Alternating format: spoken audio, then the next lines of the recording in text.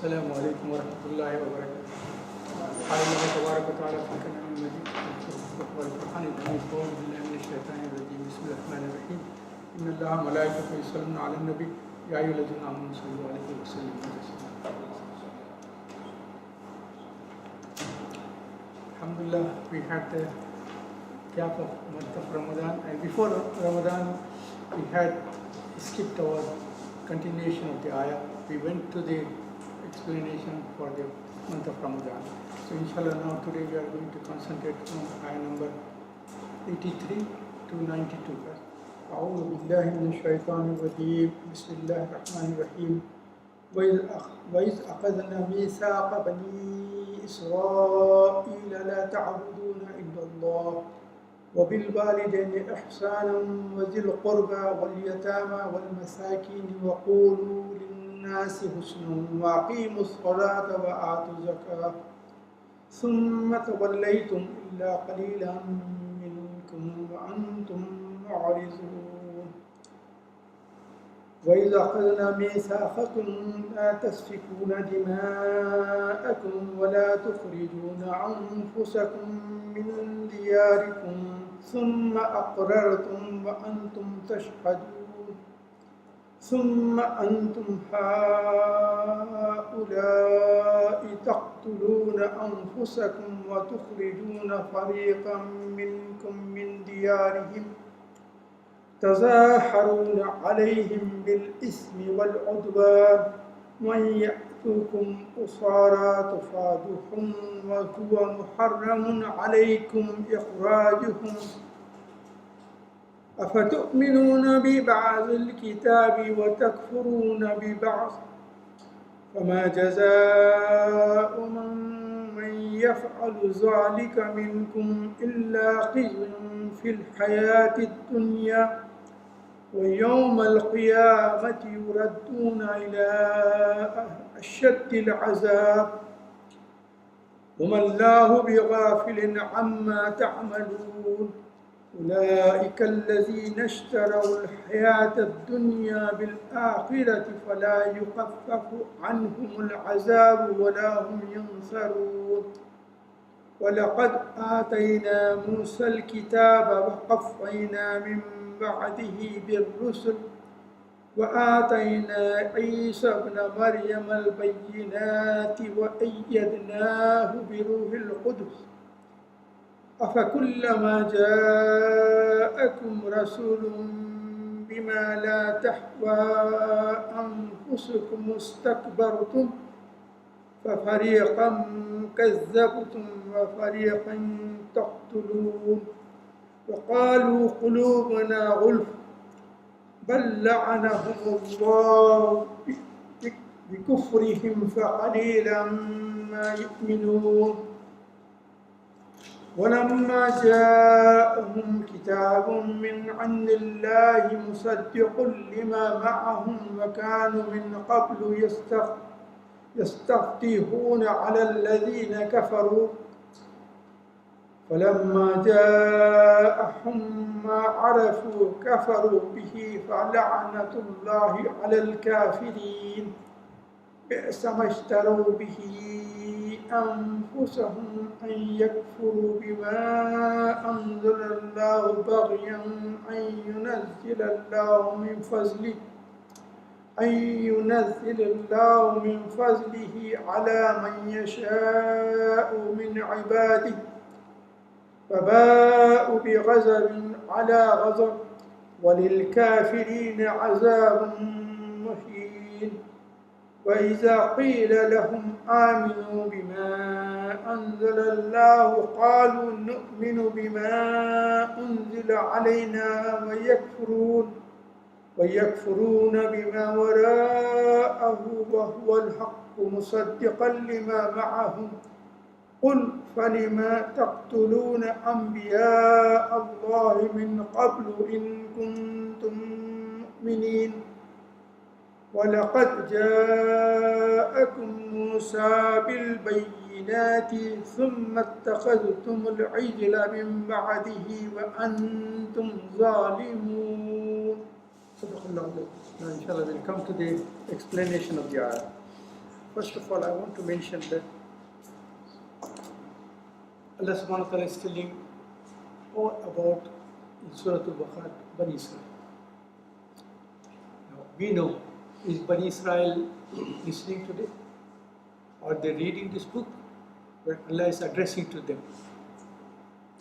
You know, could be one out of hundreds and thousands might be just looking at the translation and see what the Quran says.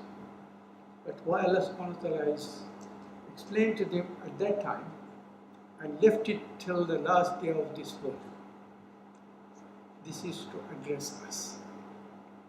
Olden days when there were monarchy, the children of the royal family, prince, they were there and they used to do all sorts of things. And how can you train them? They were trainers also, employed by the king, but they cannot criticize the prince, even if he's a 4-year, 5 or 6-year-old, they cannot criticize. So for them, they used to bring servant children. And when the prince makes a mistake, then in front of the prince, later on, they will ask this servant child to make the same mistake, and the person who was responsible for training the prince, they used to hit that boy to tell them this is a mistake, correct it. A couple of times they used to tell, and the prince is looking and he has made the same mistake, but nobody says to them. So in a way this is addressing to us, not Bani Israel. Allah subhanahu wa ta'ala is addressing to Bani Israel, but it is for us. You don't do the same mistake. One thing is, we are going through lots of trials and tribulations for the Muslim Ummah. We know the suffering, what people are doing, the torture and troubles and so on and so forth. And we see what is happening. But these books explain to us everything before us. Even 100 times more the troubles were caused to the people of the prophets or messengers who came. And the tortures were there, the calamities were there, the troubles they caused, the atrocities they did. Look at Qur'an. What happened is the newborn baby. They used to find out if a female is pregnant, they used to send armies to calculate what day the child is going to be born. Nearer the time, they used to roam around that house. The moment the child is born and the cry comes out, they used to enter the house and see whether it is a boy or a girl. If it is a boy, you know what happens? If it's a girl, leave.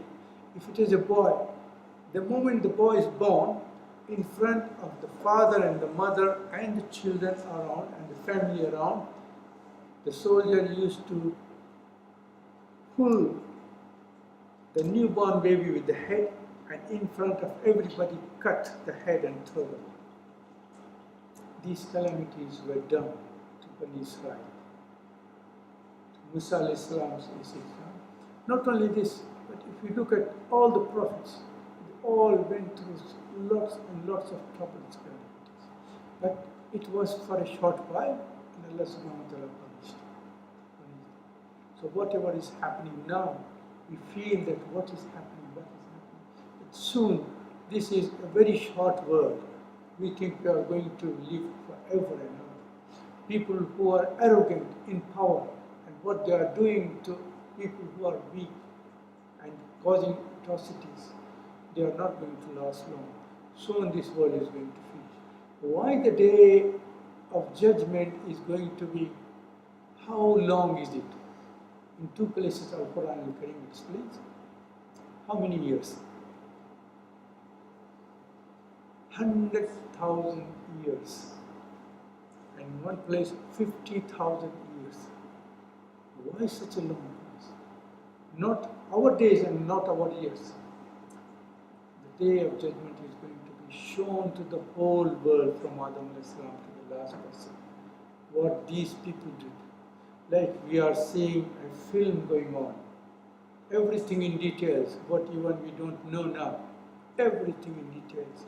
And we are going to be shown what happened to these people and how these people are going to be punished.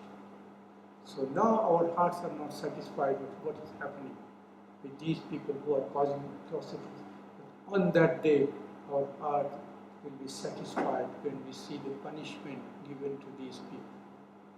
They are thinking they are in power now and causing whatever they want to do.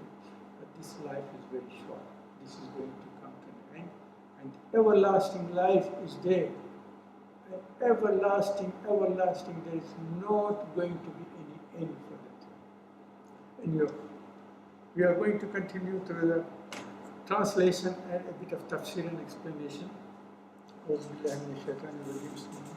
وإذا أخذنا ميثاق بني إسرائيل لا تعبدون إلا الله وبالوالدين إحسانا وذي القربى واليتامى والمساكين وقولوا للناس حسنا وأقيموا الصلاة وآتوا الزكاة ثم توليتم إلا قليلا منكم وأنتم معرضون. This is very, very important. Allah subhanahu wa ta'ala is explaining huququllah and huququl ibad here. Allah subhanahu wa ta'ala, what is the right of Allah subhanahu wa ta'ala? That He is the one to be obeyed. No shirk. This is the right. The first and most important thing. Because in this world, what is the highest sin on this earth? Inna shirka la zulmun azim. This is in Surah Nisa. There is a ayah to explain that the highest sin on this earth is to commit shirk. And I explained shirk out of 3 times. Shirk fil ibadah, shirk fil zat, shirk fil sifat. Shirk fil ibadah, you worship somebody else apart from Allah subhanahu wa ta'ala. Shirk fil zat, you say that Allah subhanahu wa ta'ala, na'uzubillah, He has got a son or a daughter. They used to say angels are daughters of Allah subhanahu wa ta'ala. And son, Isa alayhi salam, na'uzubillah. And Yahud also said Allah subhanahu wa ta'ala. Uzair. This is shirk fi zat.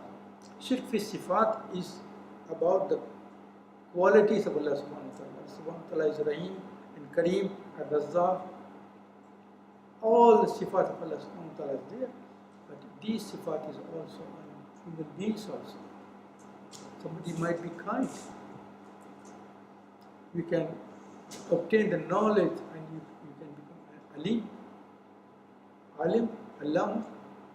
But the knowledge of Allah subhanahu wa ta'ala compared to the other people's knowledge, no comparison. There is 3 points to test this thing, shirk fi sifat.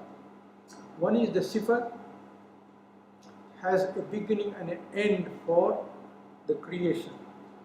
This quality came when they were born, and this quality disappears when they die. With Allah subhanahu wa ta'ala's sifat, there is no beginning and no end. It is forever.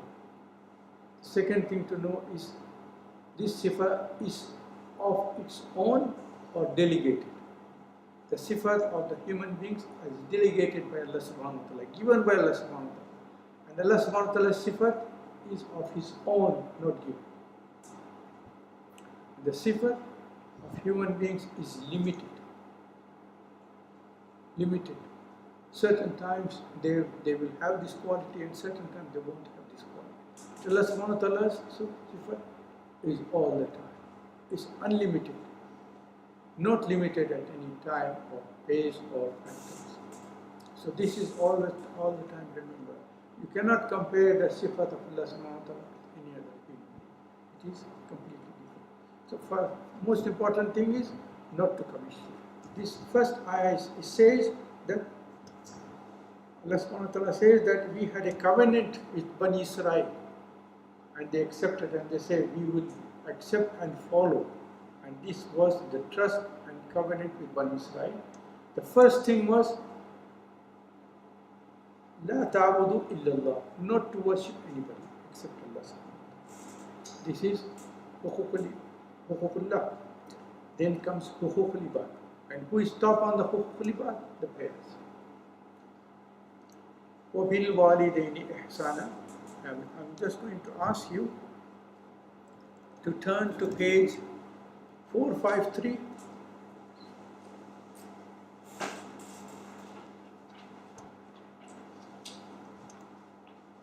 And number 23.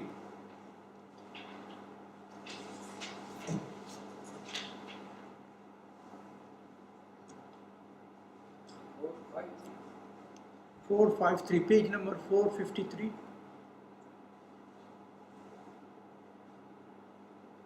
Ayah number 23. This is Surah Asra. أعوذ بالله من الشيطان الرجيم بسم الله الرحمن الرحيم وقضى ربك ألا تعبدوا إلا إياه وبالوالدين إحسانا إما يبلغن عندك الكبر إحداهما أو كلاهما فلا تقل لهما أف ولا تنهرهما وقل لهما قولا كريما واخفض لهما جناح الذل من الرحمة وقل رب ارحمهما كما ربياني صغيرا. Allah subhanahu wa ta'ala has given the parents very high status. After Allah subhanahu wa ta'ala, He said, after me, the next position for you is your parents. And Rabb is the word used for Allah subhanahu wa ta'ala only, but He has made an exception to call your parents as Rabb. Nobody else is given this title except Allah subhanahu wa ta'ala. He said, Rabbir hamhuma kama rabbayani saghira. This is very, very important point for us to remember. Allah subhanahu wa ta'ala has given the parents a high, very high status. How we should behave with our parents? Gratefulness to the parents all the time. Obey them.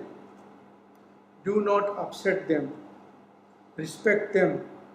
Make sure they are pleased with you. Let them to be a way and reason to enter paradise. And suppose somebody asked in one of the talks downstairs, saying that I'm not with my parents in my hometown. How can I serve them?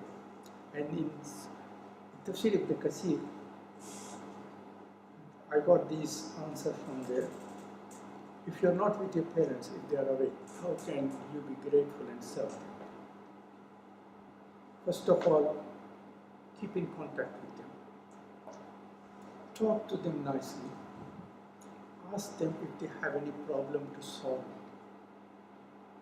Second thing is, do some charitable work and ask Allah subhanahu wa ta'ala to give reward of this charitable work to your parents. Like having some well or water supply, something like that, or looking after orphans or needy. You are giving some charity or sadaqah and ask Allah subhanahu wa ta'ala, give this reward to my parents. Not to upset them. And very important thing is to have good relationship and kindness to their friends.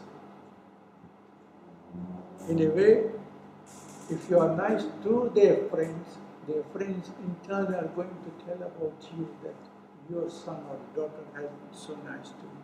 And this is going to give comfort and console to their heart.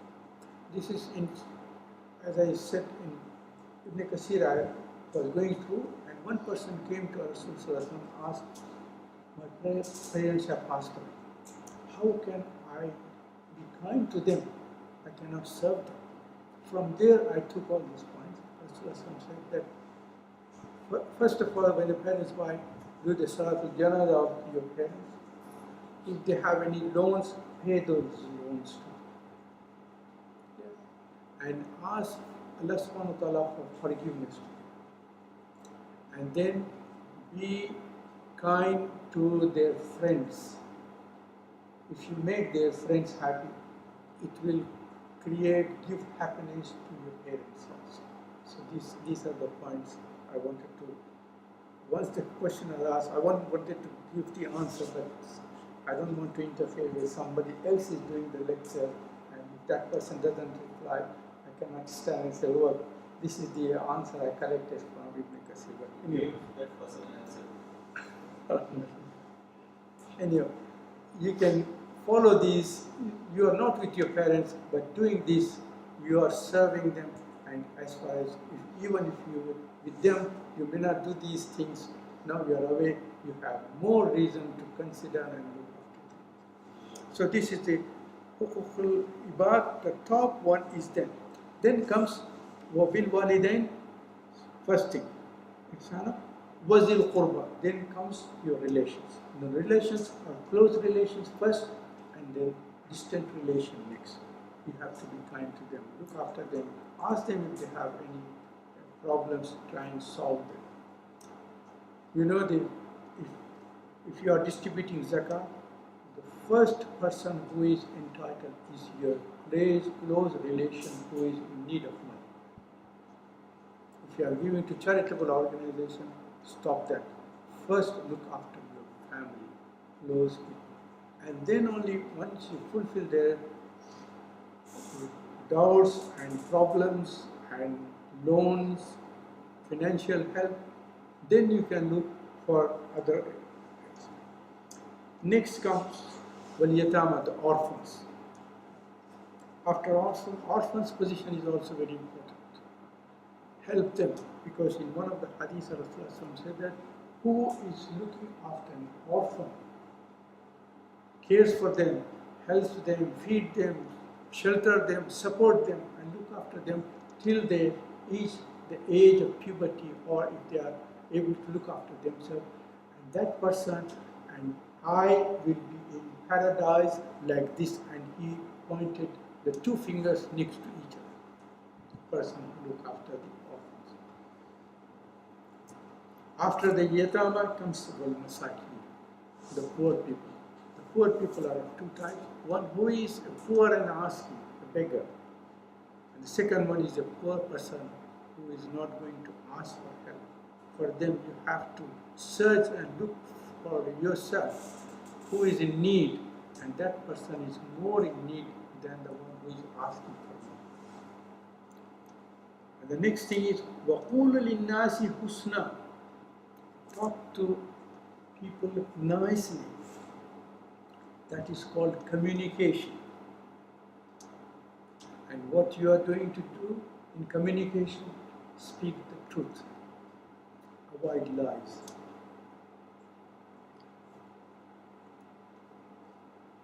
I'm going to ask again one more page. Page number 682. 682.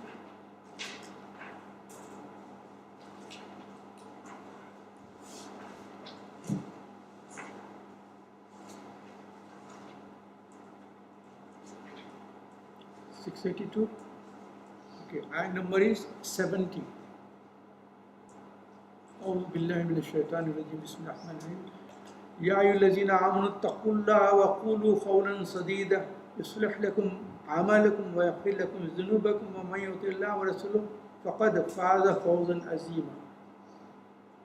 Allah subhanahu wa ta'ala is telling to the believers, fear Allah, be aware of the presence of Allah, O believers, and speak the truth and straightforward rather than trying to hide something and telling something in covering. No. Speak the truth is the first thing, very important thing. If you speak the truth, what is going to happen to you? Allah subhanahu wa ta'ala explaining. Yuslih lakum amalakum. Allah subhanahu wa ta'ala is going to put your deeds into righteous position. وَيَغْفِرْ لَكُمْ ذُنُوبَكُمْ. He is going to forgive you from your sins. وَمَن يُطِعِ اللَّهَ وَرَسُولَهُ. And who is obedient to Allah subhanahu wa ta'ala and the Prophet sallallahu alaihi wasallam, فَقَدْ فَازَ فَوْزًا عَظِيمًا, is going to attain the highest success. And what is the highest success? Enter into paradise by speaking the truth. So Allah subhanahu wa ta'ala has given the tongue. وَقُولُوا لِلنَّاسِ. This is the explanation of that word. وَقُولُوا لِلنَّاسِ husna. Nicely. And another place I'm going to tell you.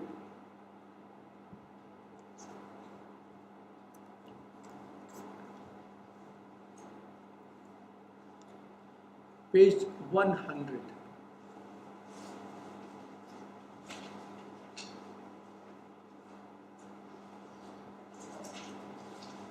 And number is 110.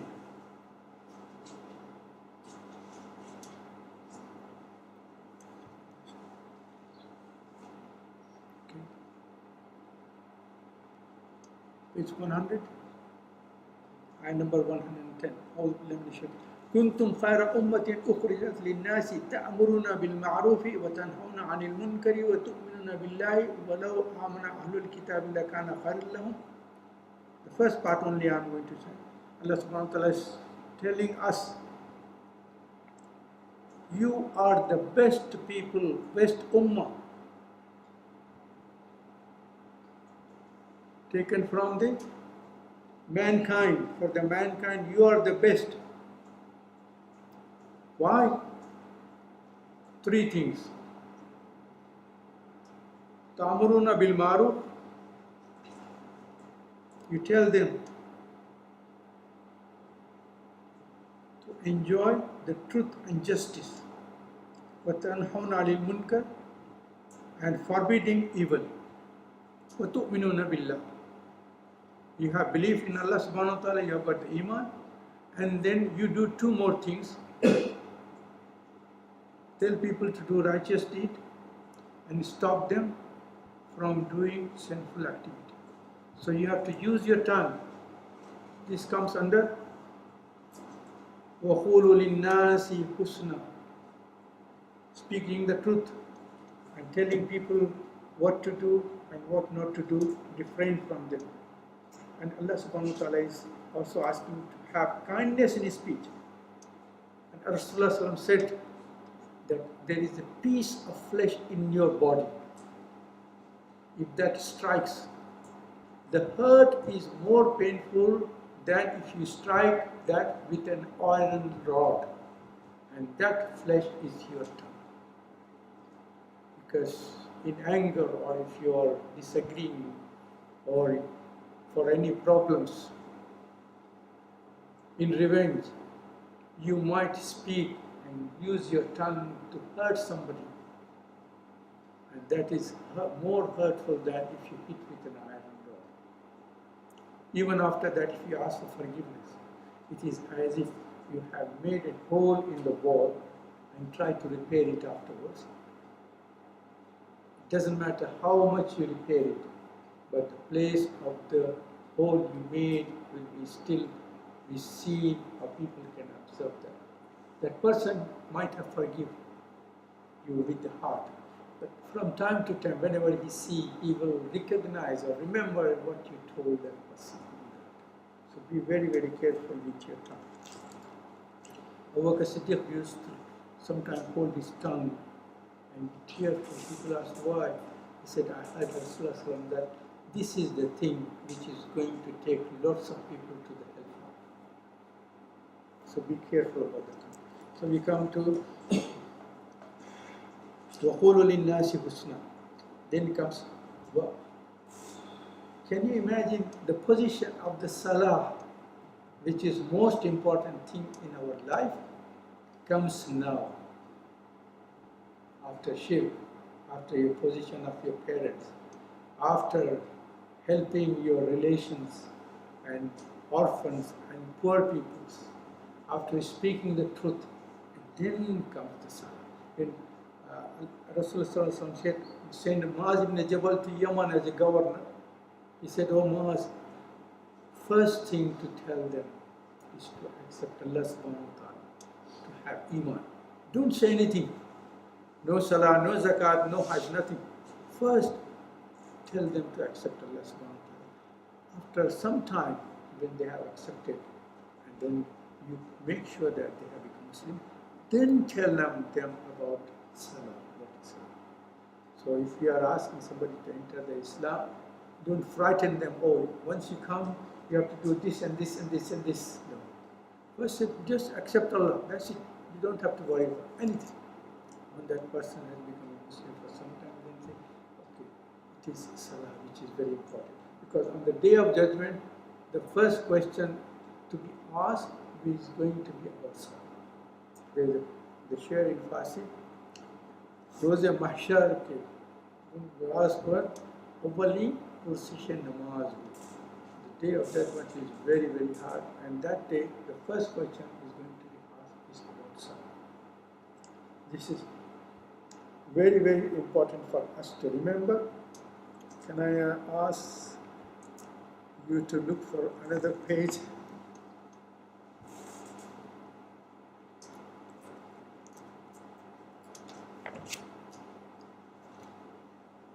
Page number 920, 920.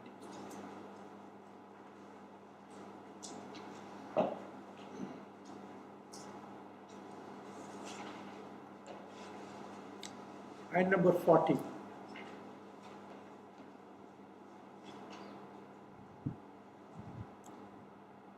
This is about the people of the right hand. This is the people who have entered the paradise. Fi Jannat. These people in the paradise, they are going to ask, Yatasa'alun, and ask, Anil Mujrimin, the criminals, ask the sinners, Ma salakakum fi saqar.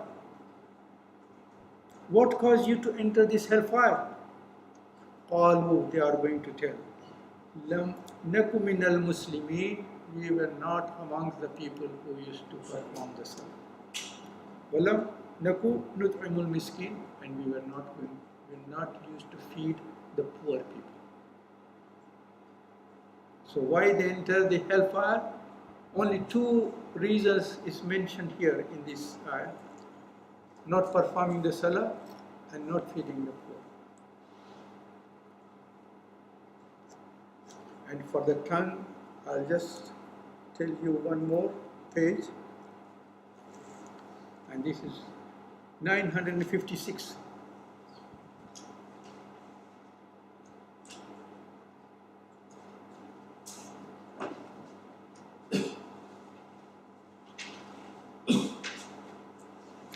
Surah Humazah, 956.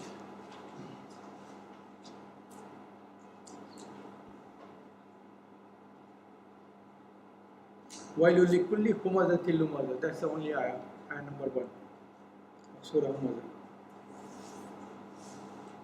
Woe to every backbiting and slanderer. So the tongue is used here for two things. One is to backbite.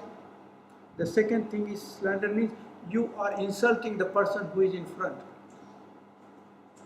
And you have guts to say that person, look, I'm not backbiting. I'm telling you in front of you, and you are insulting that person. You have got these bad points. I'm telling you. But this is a way of telling people, not to insult a person. If you want to correct somebody, take him to a quiet place, explain nicely, because that's going to have some effect. Hassan and Hussain radiallahu ta'ala anhu, very young children, I mentioned this before, an old man comes and they saw him doing the wudu very wrongly, and they saw him, and then he was going to perform the salah, and they stopped him. He said that, uncle, he said, oh, he said, can you please come with us? My brother wants to do wudu, can you please say if he's doing the wudu properly? And one brother does exactly the same mistake this person has done, and the other brother corrects, saying that no, my grandfather Prophet ﷺ told me not to do like this, do like this, and corrected the whole of the wudu.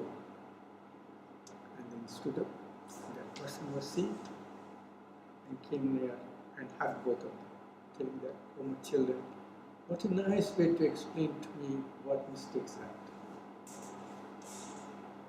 have. And another example I'll give you. In the mosque, there was the person responsible was there, and then he saw somebody made a mistake, and in front of the whole of the congregation, he pointed the finger, saying that, look, you have made this mistake, correct yourself.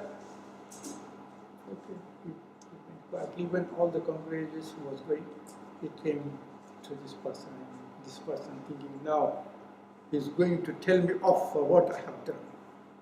So yes, well, what is it? He said, I want to just ask two questions. He said, yes, what are you going to ask? He said, are you better than Musa alayhi salam? How can I be better than Musa alayhi salam? He was a prophet.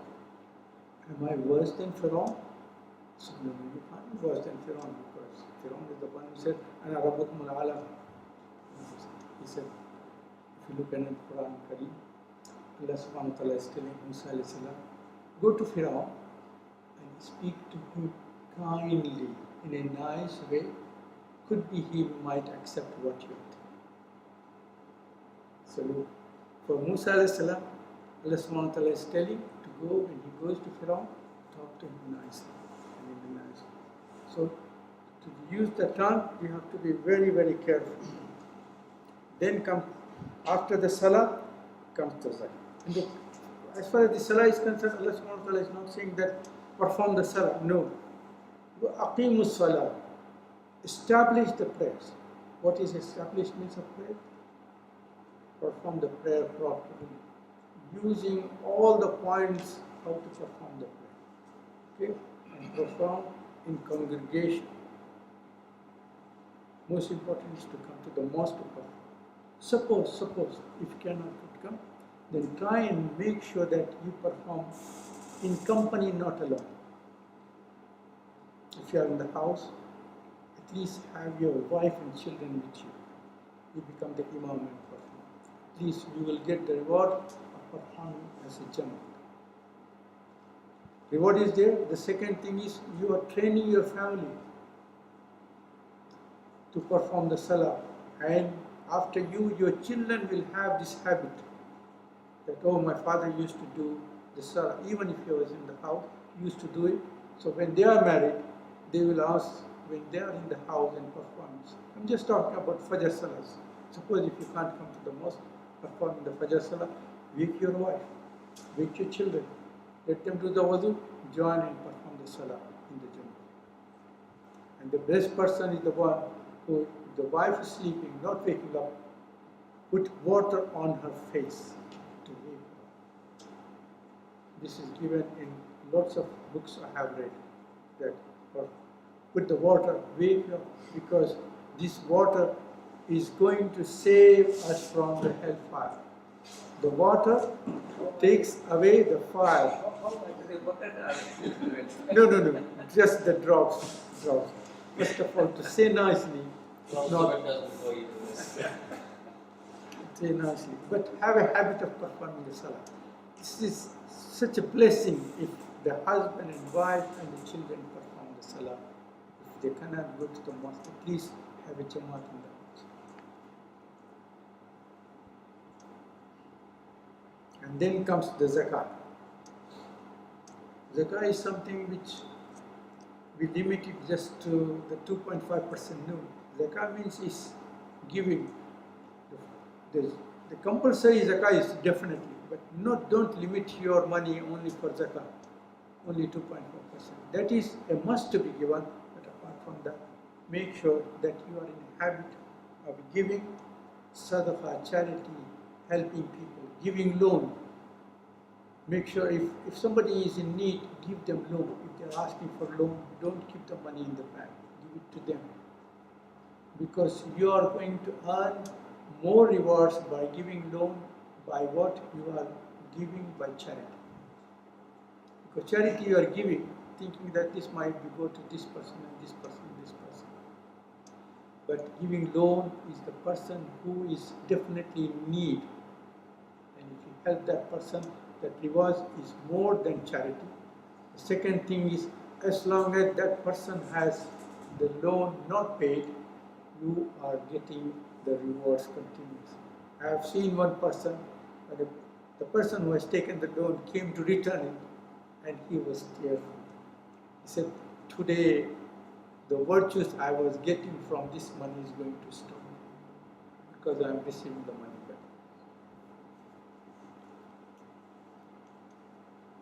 So these were all the points Allah subhanahu wa ta'ala mentioned to the Bani Israel. that you made the covenant, you are going to do this and this and this, but what happened? ثُمَّ تَوَلَّيْتُمْ إِلَّا قَلِيلًا مِنْكُمْ وَأَنْتُمْ مُعْرِضُونَ. You made this covenant, except very few number. You all completely disobeyed and completely torn your commitment. You came completely denied your commitment. Why Allah subhanahu wa ta'ala is mentioning it to us? As the Muslim Ummah, we should remember, we made covenant with Allah subhanahu wa ta'ala.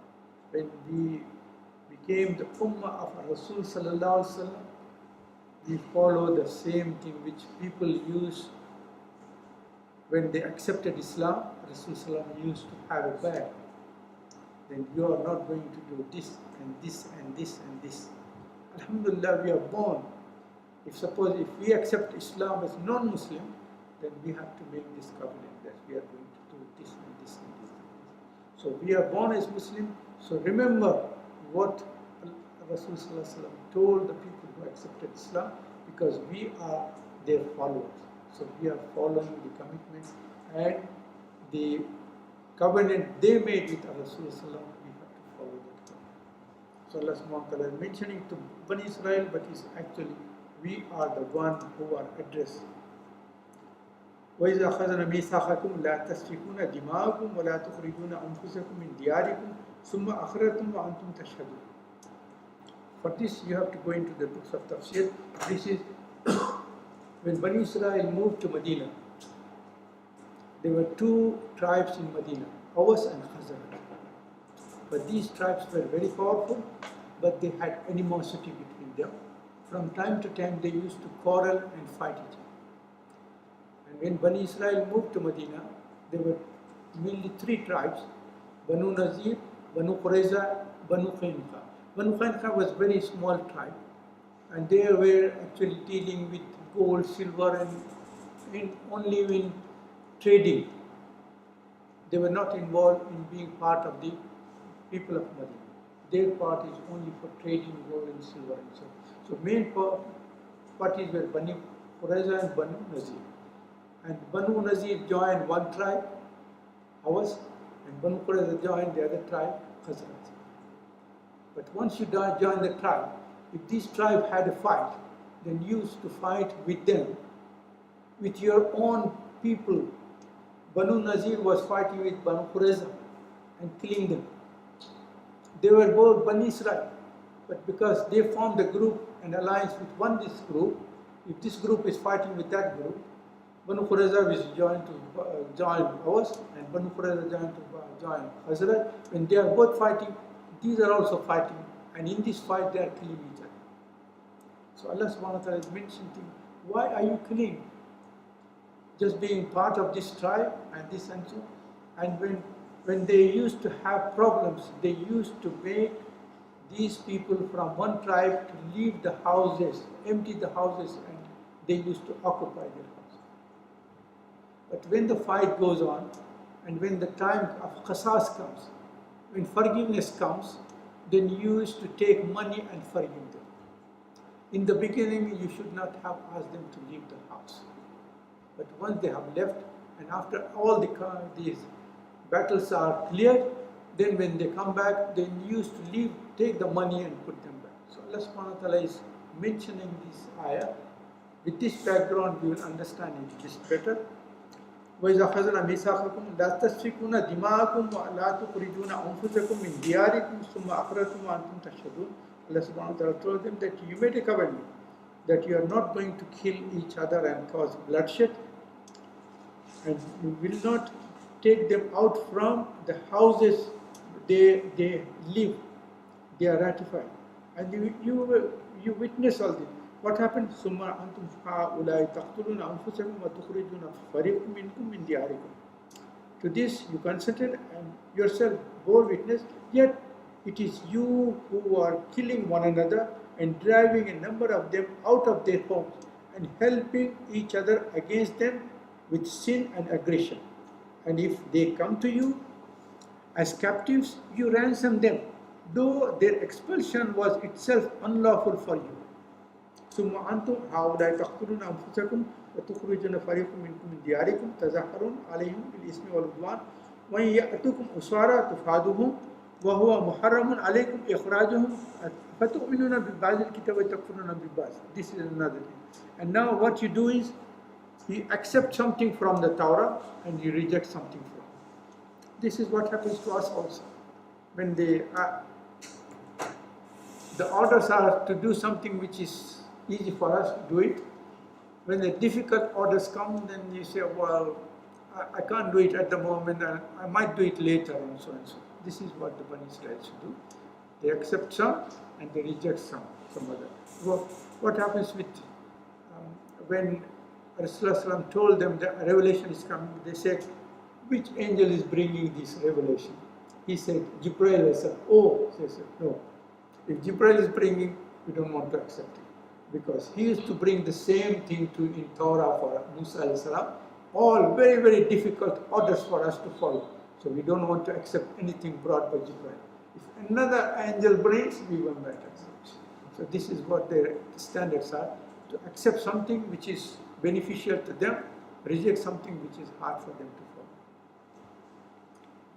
follow. أَفَتُؤْمِنُونَ بِبَعْضِ الْكِتَابِ وَتَكْفُرُونَ بِبَعْضٍ فما جزاء من يفعل ذلك منكم إلا خزي في الحياة الدنيا ويوم القيامة يردون إلى أشد العذاب والله بغافل عما تعملون. This is, if you do like this, there are two punishments. One is in this world and one is in hereafter.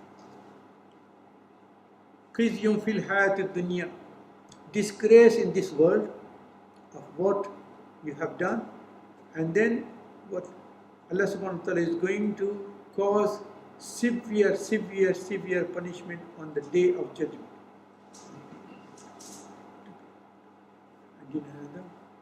So those of you that act thus shall be rewarded with the disgrace in this world and with the most painful punishment on the day of resurrection. We don't know what this means, painful punishment. Punishment itself was sufficient to explain, but painful punishment is mentioned double punishment. And Allah is not aware of what you do. أولئك الذين اشتروا الحياة الدنيا بالآخرة فلا يخفف عنهم العذاب ولا هم ينصرون. And these are the people who sold the akhirah for this world. The people who used to wipe away the things from the Torah and write down to things which please other people. This is one explanation. The second thing is for us to remember things which are difficult in this world, something which is very easy to get and it is forbidden by Allah subhanahu wa ta'ala. Just for worldly gain, you choose that thing. What Allah subhanahu wa ta'ala is telling, that what is halal and what is haram. And you say, okay, I might take this haram for the time being, then I'll ask Allah subhanahu wa ta'ala for forgiveness. This is not the right attitude. This is what happened to these people. They said like this, and what happened to them? Allah subhanahu wa ta'ala says that when they enter the hellfire, their punishment will not be eased. That means for some people there might be a little bit of ease in hellfire. But these people who sold the world, the akhirah for the world, there will not be any ease in their punishment. فَلَا يَقَفَفُ عَنْهُمْ رَزَابُ وَلَهُمْ يُنْصَرُونَ. And nobody is going to help them. وَلَقَدْ أَعْطَيْنَا مُوسَى الْكِتَابَ وَقَفَّيْنَا مِنْ بَعْدِهِ بِالرُّسُلِ. And after that, Allah subhanahu wa ta'ala sent Moses to Moses. We gave the scripture, and after him we sent other messengers successfully. وَلَقَدْ أَعْطَيْنَا مُوسَى الْكِتَابَ وَقَفَّيْنَا مِنْ بَعْدِهِ بِالرُّسُلِ. And then with this going on, we sent a last prophet in Bani Israel. وَعَطَيْنَا عِيسَى ابْنَ مَرْيَمَ الْبَيِّنَاتِ وَأَيَّدْنَاهُ بِرُوحِ الْقُدُسِ. We sent him and also supported him with clear signs and also helped him with Jibreel alayhi salam. Because Jibreel alayhi salam used to bring all the things to perform the miracles which Isa alayhi salam performed the miracle. فَكُلَّمَا جَاءَكُمْ رَسُولٌ بِمَا لَا تَهْوَى أَنفُسُكُمُ اسْتَكْبَرْتُمْ. And whenever they came to a messenger with what you had not desired for, you became arrogant, and some of you disbelieved, and others you killed them. فَكُلَّمَا جَاءَكُمْ رَسُولٌ بِمَا لَا تَهْوَىٰ أَنفُسُكُمُ اسْتَكْبَرْتُمْ وَفَرِيقٌ كَذَّبْتُمْ وَفَرِيقٌ يَقْتُلُونَ. They killed some of the Nabis and Prophets in Bani Israel. And when they were asked, why don't you accept the guidance coming? They used to say, the reply was, وَقَالُوا قُلُوبُنَا غُلْفٌ. Oh, our hearts are wrapped and protected. Our hearts are wrapped and protected. Why? They don't want to. They say, no, we have enough guidance now from the Torah. We don't want to accept any more guidance given to us. بَلْ لَعَنَهُمُ اللَّهُ. Allah subhanahu wa ta'ala says that Allah has cursed you. بِكُفْرِهِمْ فَقَلِيلًا مَا يُؤْمِنُونَ. And them for their unbelief, little is that which they believe. وَلَمَّا جَاءَهُمْ كِتَابٌ مِّنْ عِندِ اللَّهِ مُصَدِّقٌ لِمَا مَعَهُمْ وَكَانُوا مِنْ قَبْلُ يَسْتَفْتِحُونَ عَلَى الَّذِينَ كَفَرُوا فَلَمَّا جَاءَهُم مَّا عَرَفُوا كَفَرُوا بِهِ فَلَعْنَةُ اللَّهِ عَلَى الْكَافِرِينَ. And when a book confirming their own has come to them from Allah, this Al-Qur'an Al-Kareem is supporting the Torah, telling the ayah which are supporting the Torah, at least they should realize this book is not going against Torah, it is supporting the Torah, so at least they should accept this one. Confirming their own has come to them from Allah, while before they used to pray for help against those who disbelieve. وَكَانُوا مِنْ قَبْلِ يَسْتَفْتِحُونَ عَلَى الَّذِينَ كَفَرُوا فَلَمَّا جَاءَهُم مَّا عَرَفُوا كَفَرُوا فِيهِ فَلَعْنَةُ اللَّهِ عَلَى الْكَافِرِينَ. When before Prophet ﷺ came, when they moved to Medina, what was the reason for Bani Israel to move to Medina? Because they were in Baitul Maqdis, where all the prophets came. But according to the book guidance, they said that the last prophet is going to come in Yasra. That was the name of Medina. So they said that why are we staying here when the last prophet is going to come? Because all the prophets come in Bani Israel. So how can the prophet come when Bani Israel is here? Let us go and settle down there. Our children, grandchildren, great-grandchildren, and one of them is going to be the prophet. So let's go and settle down there. And when they were there, Awas and Khazraj were in power. They used to fight and argue, and then they used to tell them, okay, you are in power, don't worry. Soon a prophet, the last prophet is going to come. When that prophet comes, we will be in power against you. You will become powerless because he is going to be the prophet. They used to tell the Awas and Khazraj about the last prophet coming, saying that when he comes, we are going to be power and you will be powerless. But when Rasulullah came, then they realized he is not from Bani Israel, he is from Bani Ismail, so we cannot accept. That's what Allah is explaining here. Then they used to tell them, while before that they used to pray for help against those who disbelieved, when there came to them what they knew to be true, they disbelieved it. The curse of Allah is on disbelievers. Evil is that for which they have sold themselves, that they should deny Allah's own revelation, grudging that He should reveal His bounty to whom He chooses from His servants. They said that why Allah sent the Prophet in Bani Ismail, He should have sent in Bani Israel. Allah said, who are you to argue? I am the one who is sending. I have the right to choose who I want to send. بئس ما اشتروا به أنفسهم أن يكفروا بما أنزل الله بغيا أن ينزل من فضله على من يشاء من عباده فباءوا بغضب على غضب وللكافرين عذاب أليم. So then when she said bounty to whom he chooses himself, they have dawned on themselves anger upon anger, and a humiliating punishment awaits the unbelievers. وَإِذَا قِيلَ لَهُمْ آمِنُوا بِمَا أَنزَلَ اللَّهُ قَالُوا نُؤْمِنُ بِمَا أَنزَلَ عَلَيْنَا وَيَكْفُرُونَ بِمَا وَرَاءَهُ وَهُوَ الْحَقُّ مُصَدِّقًا لِمَا مَعَهُمْ قُلْ فَلِمَ تَقْتُلُونَ أَنْبِيَاءَ اللَّهِ مِنْ قَبْلُ إِن كُنتُم مُؤْمِنِينَ. They have drawn on themselves anger upon anger, humiliating punishment awaits them. When it is said to them, believe in what Allah has sent down, they say, we believe in what was sent down to us before, that is, and they deny which is beyond that. They say, we will only accept Torah anything after Dawra, we are not going to accept. Although it is the truth, this book is the book of truth, confirming what is with them. This book explained that it is accepting what was revealed to you before. Say, why did you kill the prophets of Allah in former times, if they were true believers? وَلَقَدْ جَاءَكُمْ مُوسَى بِالْبَيِّنَاتِ ثُمَّ اتَّخَذْتُمُ الْعِجْلَ مِنْ بَعْدِهِ وَأَنْتُمْ ظَالِمُونَ. And Moses came to you with clear signs, yet in his absence you worshipped the calf and you were wrongdoers. Even with Musa was there, the moment he went to collect the Torah, they started worshipping the calf. This is, we discuss in this. So this is the explanation. Ask Allah subhanahu wa ta'ala to forgive us if we have made any mistake and accept whatever we are saying, guide to us, Allah subhanahu wa ta'ala. And Allah subhanahu wa ta'ala save us from the punishment from this world and also the punishment of the grave and punishment of the day of judgment and punishment of the hellfire. Selling deen for dunya is very, very important for us to remember that when the choice comes between accepting dunya and deen, we have to opt for deen. Deen is the one which is going to be permanent. Dunya is for a short while. We are sent.